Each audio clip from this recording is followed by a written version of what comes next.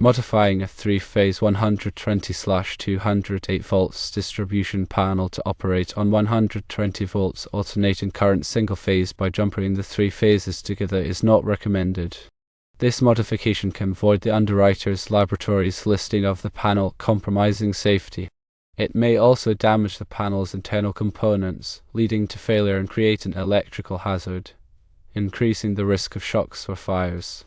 Running 3 conductors, all on the same phase, from the 120 volts alternating current source to the panel is a safer and more practical option. This approach does not modify the panel and maintains the underwriter's laboratory's listing. There are benefits of running 3-phase conductors. Firstly, it ensures that all breakers in the panel are powered by the same phase, preventing unbalanced loads and potential equipment damage. Secondly, it provides redundancy. If one phase fails, the other 2 can still supply power to the connected circuits. Thirdly, it may be necessary if the panel has 3-phase devices that require a balanced power supply. To implement the solution, follow these steps. 1. Disconnect the power to the panel. 2. Open the panel cover. 3. Identify the main breaker or lugs where the incoming power is connected. 4. Connect 3 conductors from the 120 volts alternating current source to the appropriate terminals in the panel.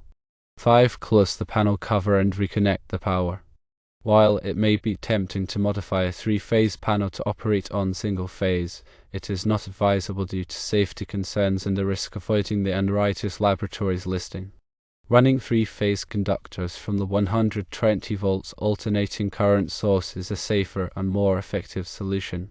When dealing with electrical panels and modifications, it is crucial to prioritize safety and adhere to established standards and regulations such as those outlined in the National Electrical Code.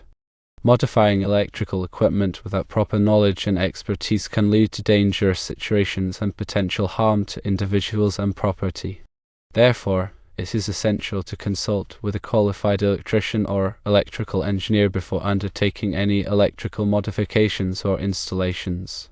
These professionals have the necessary training and experience to ensure that the work is performed safely and in compliance with applicable codes and regulations. Additionally, they can provide valuable insights and recommendations on the most appropriate solutions for specific electrical needs. When considering the conversion of a 3-phase panel to single-phase operation, it is important to understand the potential implications for the electrical system and the equipment connected to it. 3-phase power is typically used in commercial and industrial settings to supply power to heavy-duty equipment and machinery that require a balanced and stable power source. Converting a 3-phase panel to single-phase operation may not be suitable for all applications, as it can affect the performance and reliability of certain equipment. It is also important to consider the potential impact on the overall electrical system, including the distribution network and the available capacity of the single-phase power source. If the single-phase power source is not adequately sized to handle the load requirements of the panel, it can lead to voltage drops, overheating, and other problems. Therefore, it is essential to carefully evaluate the electrical needs of the facility and the capabilities of the available power source before making any changes to the electrical system. In addition to the technical considerations, it is also important to be aware of the legal and regulatory requirements associated with electrical modifications.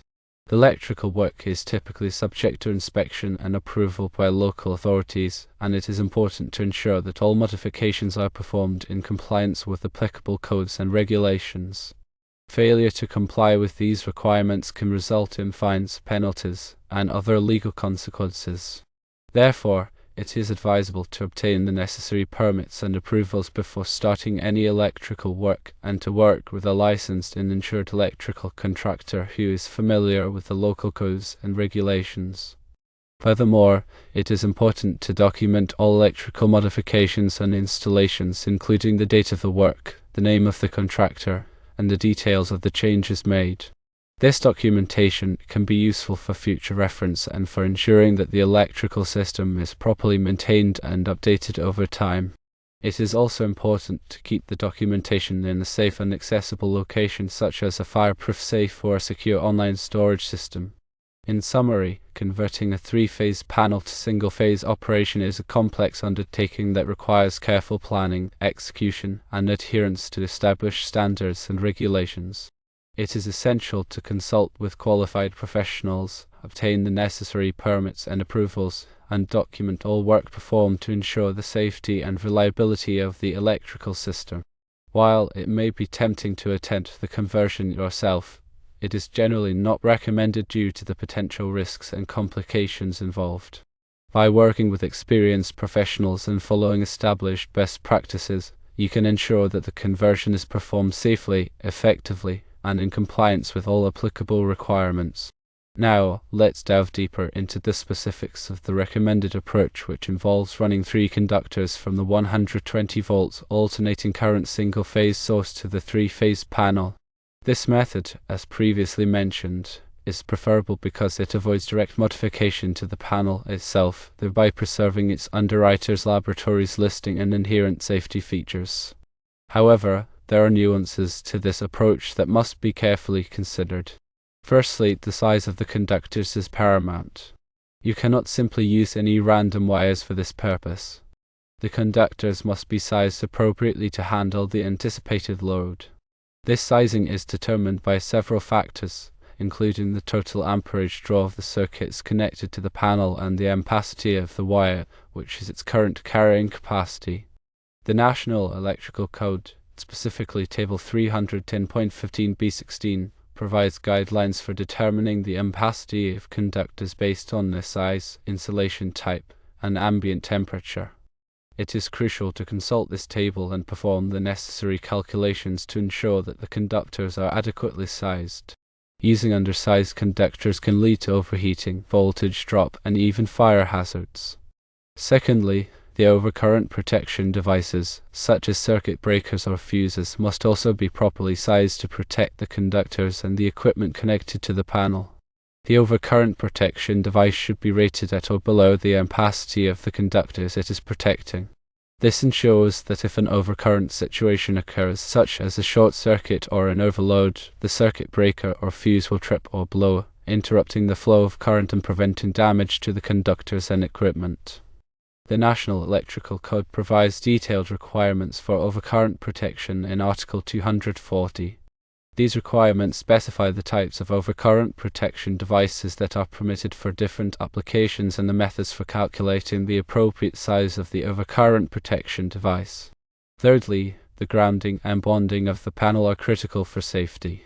The panel must be properly grounded to provide a low impedance path for fault currents to return to the source. This helps to ensure that in the event of a ground fault, the circuit breaker will trip quickly, minimizing the risk of electric shock. The grounding system typically consists of a grounding electrode conductor, which connects the panel to a grounding electrode, such as a ground rod or a metallic water pipe. The National Electrical Code provides detailed requirements for grounding and bonding in Article 250. These requirements specify the types of grounding electrodes that are permitted, the methods for installing grounding electrode conductors, and the requirements for bonding metal parts of the electrical system together. Fourthly, the connections at both the source and the panel must be made securely and properly. Loose or corroded connections can create resistance, which can lead to overheating and voltage drop. All connections should be made using appropriate connectors and terminals that are rated for the size and type of conductor being used. The connections should be tightened to the manufacturer's specifications to ensure a secure and reliable connection. It is also important to inspect the connections periodically to ensure that they are still tight and free from corrosion. Fifthly, labeling is essential. Clearly label the panel to indicate that it is being fed from a single-phase source. This will help to prevent confusion and ensure that anyone working on the panel in the future is aware of the modification. The label should be permanently affixed to the panel and should be clearly visible. The label should also include information about the voltage and amperage of the single-phase source. Sixthly, consider the load balancing within the panel. Even though the panel is being fed from a single-phase source, it is still important to distribute the load as evenly as possible across the 3 phases.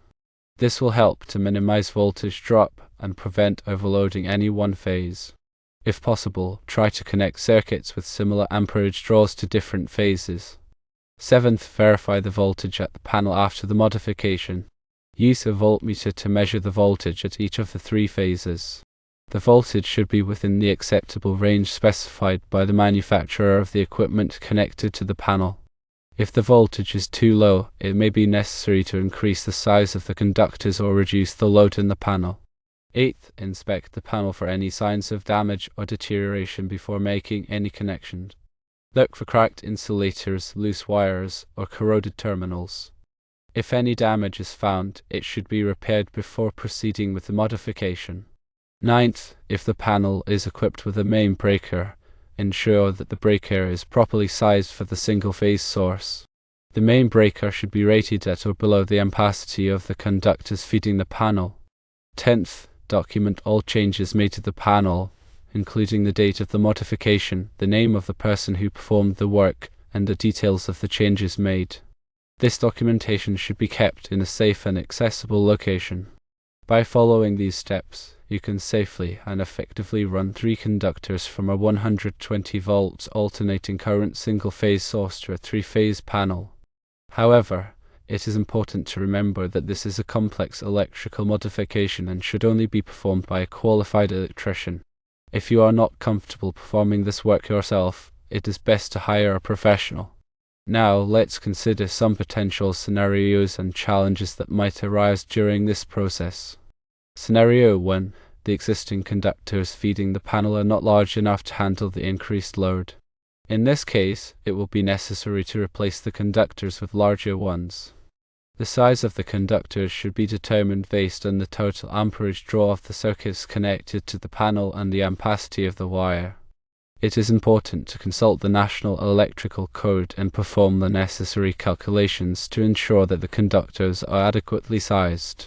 Scenario 2. The panel is located in a damp or wet location.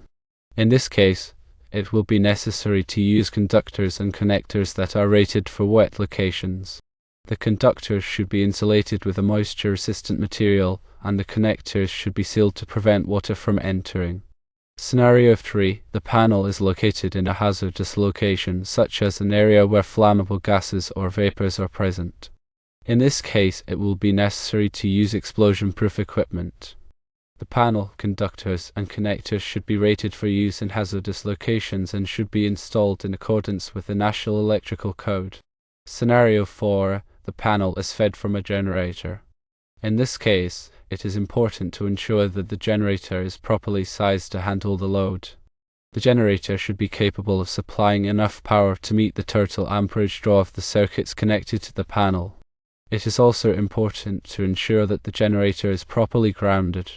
Scenario 5. The panel is connected to a transfer switch. In this case, it is important to ensure that the transfer switch is properly rated for the single-phase source.